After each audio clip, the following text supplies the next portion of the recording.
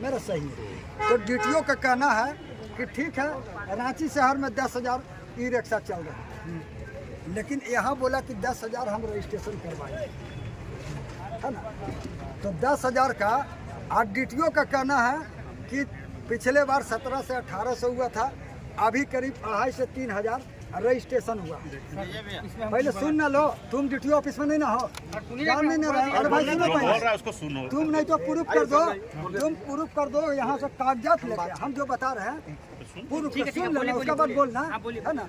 तो वो कहे ना कि आप उन लोग को ई रिक्शा चालक लोग जो भी है उन लोग को आप कहिए किसी ऑर्गेनाइजेशन पर जिस जो डीटीओ का जो ऑफिस है वहाँ पर आप कोई एसोसिएशन का जो अध्यक्ष होता है या कोई सचिव होता है उनको डेलीगेट करके बुलाता नोटिस करके कि आप आइए और अपने लोगों को बताइए कि भाई ये पेपर उपलब्ध कराएंगे, नहीं तो फलना तारीख से मैंने लॉ एंड ऑर्डर या तो मैंने यहाँ का ट्रैफिक पुलिस जो भी ये प्रतिबंध लगाएगा। इसलिए आप लोग बैठिए। ये गलत चीज है, गलत आकस्मिक किसी पर कार्रवाई कर देना, पकड़ के फैन काट देना गलत है, इसलिए ना इतना जुट गया। अभी तो डायरेक्ट ऐसा कर रहा है सर कि जो चलते पैसेंजर उतार के गाड़ी ले जा रहा है, बहुत दिन से कर रहा है। रियल मामले में हकीकत चीज यही है कि जो है 10 दिन से ज्यादा मतलब अन्याय नहीं गिनती है। बहन को क्या समझे, 3 दिन का समय देंगे, 3 रोज में अगर वो नहीं मानेगा, चौथा रोज के बाद हम क्या करेंगे, ये मेरे अंडर की बात है। चौथा रोज बाद हम करेंगे। एक बार ऐसा बात ऐसा है ना कि सरकार का सबका एक प्रोसीजर बना हुआ हर चीज। अभी जो कर रहा है ना, जैसे ये आरसी बुक दिया है, पहले देखिए हम क्लियर कर दे रहे हैं। जैसे अभी क्या है ना कि हम गाड़ी लेने जा रहे हैं तो हमको डायरेक्ट कंपनी नहीं दे रहा है, आपको बैंक थ्रू हो गया भैया, हाँ भेज दिए सबको। नहीं ट्रैफिक को वहाँ बोल दिया नहीं, अब सबको बोल दिया भैया, सबको बोल दिया। बस यही लास्ट में रुकवा दिए, खत्म हो गया। हमको भी रखे हैं साथ भी बताए बोल के, है ना। तो कहने का मतलब है का सबसे बड़ा समस्या पहले बतियाने दो, वही समस्या एक को सुन के 3 घंटे। सोनी जी एक अंतिम बात बोल रहे हैं कि हम लोग देखिए सारी बातें हमको समझ में आ गया, कम बोलने से ही समझ में आता है। एक पक्षीय कार्रवाई हुआ है, नो डाउट। अब हम लोग को क्या करना चाहिए कि जितने भी बुद्धिजीवी जो लोग, कोई इसमें प्रेस सलाहकार भी है, कोई भी आपका प्रशासनिक में अगर है या फिर मतलब जो अपना एसोसिएशन का जो अधिकारी है, आप लोग डेलीगेशन टीम बनाइए, उच्च अधिकारी को अपडेट करिए। ऐसे उसके बाद एक नई अगर सुनवाई करती है तो आप एक अल्टीमेटम दीजिए कि हमको 10 दिन के अंदर में इसका हम लोग को समाधान चाहिए। 4 दिन का अल्टीमेटम देने जा रहे हैं हम। कल पता है, ये तो चलिए डीटीओ से आपकी बात हुई होगी या आपको समझा दिया, लेकिन मुझे लगता है कि सीधा कार्रवाई प्रशासन को भी नहीं करना चाहिए। उनको जो यहाँ का एसोसिएशन है या जो मैंने तरीका है उसका, सरकार के पास तो सबका क्लू है, लीगल राइट्स है, तो लीगल राइट्स के तहत उसको डेलीगेट करना चाहिए, उसको एक बैठक ऑर्गेनाइज करना चाहिए कि भाई जितना भी ऑटो चालक है या टुकटुक अन्य था उसको प्रेस के माध्यम से विज्ञप्ति देना चाहिए कि 1 सप्ताह के अंदर यदि आप इस चीज को नहीं करते हैं तो आपका मैंने गाड़ी चलना बंद कर दिया जाए। ये नोटिफिकेशन आप लोग हुआ था?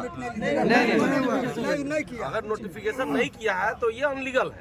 प्रशासन है तो क्या हुआ, प्रशासन का भी एक मैंने संवैधानिक होना चाहिए सिस्टम कि अगर गाड़ी पकड़ रहे हैं किस बिना पर, मान चलिए हम जा रहे हैं गाड़ी लेके, हमको पता नहीं है कि हमें क्या क्या चाहिए, अब पकड़ने के बाद हमको कमी गिना रहा है, तो ये तो गलत बात है ना।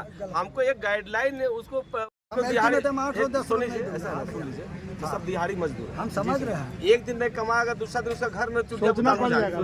ये कोई लंबा प्रक्रिया नहीं है किसी का लड़ाई की चलो हमको कितना पैकेज मिलेगा। तो इसको निकटतम मतलब शॉर्ट टर्म में आप उच्चाधिकारी से बात करिए, डीसी से मिलिए या जो भी संबंधित डीटीओ का जो मैंने एसएसपी है, उसका जो ट्रैफिक एसपी है, उनसे डेलीगेट करिए और टू दी पॉइंट बात करिए कि सर हमको बिना गाइडलाइन बताए हुए, बिना हमको निर्देश दिए हुए, बिना नोटिफाई किए हुए आप कैसे इस तरह का गाड़ी पकड़ सकते हैं।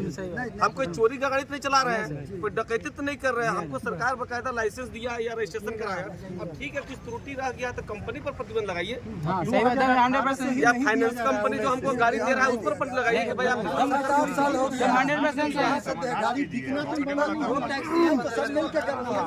फिटनेस की जहाँ तक बात कर रहे हैं ना, इतना जाना जरूरी नहीं है। 10-15-20 आदमी का डेलीगेशन टीम बनाई जो विषय को सही तरीके से जी एकदम एकदम। चालक भी रहे, इसको हम लोग भी रहे।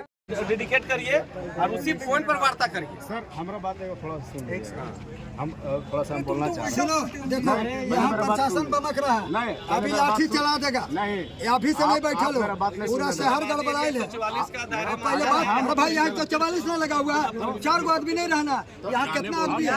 तो कलेक्टर हम लोग देखिए गाड़ी चल रहा है रोड में। उतना देरी बोला नहीं सुने, तुमरा देखो ना भैया। सुनिए सुनिए, भाई रुको ना यार, समाधान है, गाड़ी चलना रोड में, उसी का समाधान हो रहा है। उसी का प्रावधान है अभी चल रहा है। देखो अभी यही इतना देरी बोला है। देखो तुम बतवा बोल रहे, टोटल बात है मेरा पास। अब तुम घुर घुर यही सुन रहा था, हमको मत बता। सारा चीज का हो सेवा समाप्त कर दीजिए। बहुत कुछ लिखे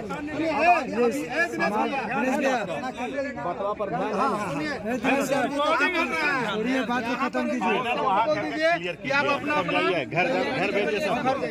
अच्छा सुनिए, आप लोग घर भेजिए का सबको। ज्ञापन कल हम जाके सब देंगे। वैसा मत करिए, बैठिए कल एगो नहीं, बैठ नहीं, के बैठिए नहीं दे रहा। आज बैठ चुका है। नहीं आज नहीं, एक दिन का बैठक नहीं होगा। बता दे रहे हैं ना। नहीं बता दे रहे हैं। पहले सुन लीजिए, अरे पहले सुन लीजिए कि आज जो कार्यक्रम हुआ, आपका एजेंडा क्या है, एक नीच बना के मैं दे रहा हूँ, और आपका जो भी समस्या है 3-4 गो, कल उसका ज्ञापन बनाएंगे हम। RTO DTO यातायात।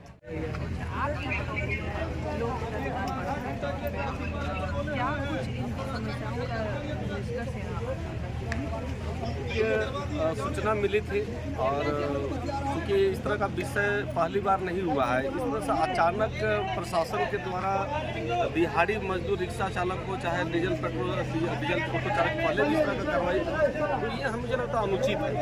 क्योंकि हमारे जो रिक्शा चालक जो लोग हैं वो कम पढ़े लिखे लोग हैं, बहुत सारे चीज़ों की जानकारी कानूनी तौर पर भी नहीं रहता है, और जब DTO के द्वारा इनको लाइसेंस उपलब्ध कराया गया है या रिक्शा चला लेने का परमिशन दिया गया है, ये लोग DTO का जो माने प्रोसीजर है उसको इन्होंने फिलअप किया और तब जाके रोड पर लोग चला रहे हैं और लंबे समय से चला रहे हैं।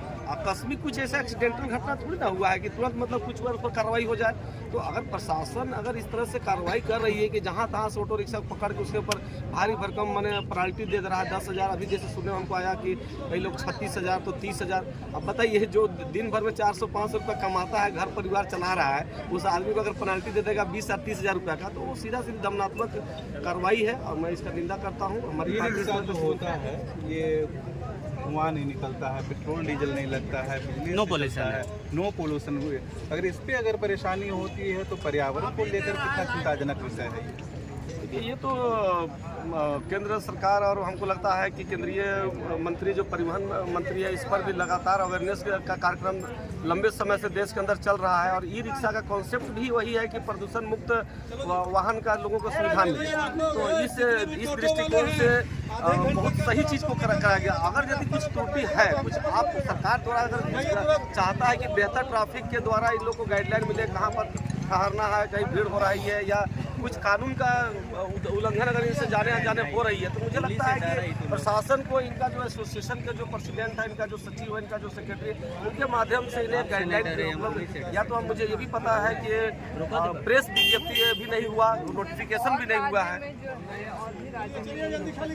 लेकिन वहाँ पे इस तरीके की कोई भी चीज़ देखने को नहीं मिलती, ना उनको रूट पास चेक किया जाता है या फिर कोई भी चीज़, क्योंकि ये बैटरी से चलने वाली गाड़ी है। बस ये राजधानी रांची और झारखंड जैसे एरिया में ही ये इस तरीके की चीज़ों को देखा जा रहा है।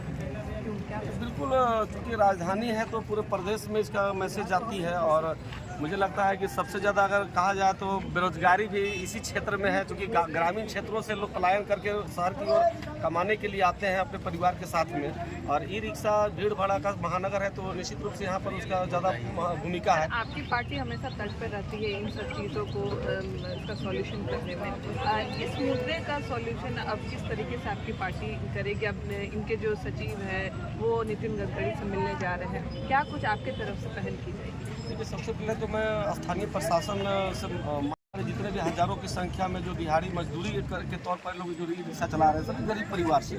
अब मुझे लगता है कि इनकी समस्याओं पर गंभीरतापूर्वक विचार करनी चाहिए प्रशासन को, और इनका गाइडलाइन अविलंब उपलब्ध कराया जाए कि भाई ये लोग गाड़ी खरीदा है, कोई सब लोन, हमें लगता है 99% लोग सब लोन है, पैसा किसी के पास है ना, कोई 10,000 20,000 30,000 दे करके गाड़ी निकाला है। अब एक तो फाइनेंसर के द्वारा ऐसे दबिश मिल रहा है कि पैसा जमा करो, परिवार में ऐसे परेशानी है, लोग पढ़ा नहीं पा रहे, बच्चों को इलाज नहीं करा पा रहे। ऐसे में मुझे लगता है कि प्रशासन को पूरी गंभीरता और सहानुभूतिपूर्वक विचार करनी चाहिए और अविलंब इस चीज़ का निराकरण करनी चाहिए और इन्हें अलाउ करना चाहिए कि भाई एक दिशा निर्देश के आधार पर गाइडलाइन के तहत ये लोग अपना गाड़ी को सुचारू ढंग से चलाएं। इसमें किसी तरह का कोई किसी पोल्यूशन मुक्त वाहन है और ये बहुत अच्छा कॉन्सेप्ट है। हम लोग इस चीज़ का स्वागत करते हैं और यदि आवश्यकता पड़ेगा तो हमारी पार्टी अगर यदि प्रशासन अगर समय अविलंब अगर इसका समाधान नहीं करती है तो हमारी पार्टी इसका आंदोलन करने के लिए बाध्य होगी। मैं तो नहीं चाहता हूँ कि इसके लिए आंदोलन करना पड़े। सरकार भी काफ़ी सेंसिटिव और इस मामले में संवेदनशील होने का परिचय देना चाहिए और मांग करता हूँ कि अविलंब का समस्याओं पर निराकरण किया जाए, उनको मार्गदर्शन दिया जाए और गाड़ी चलाने का अनुमति दिया जाए।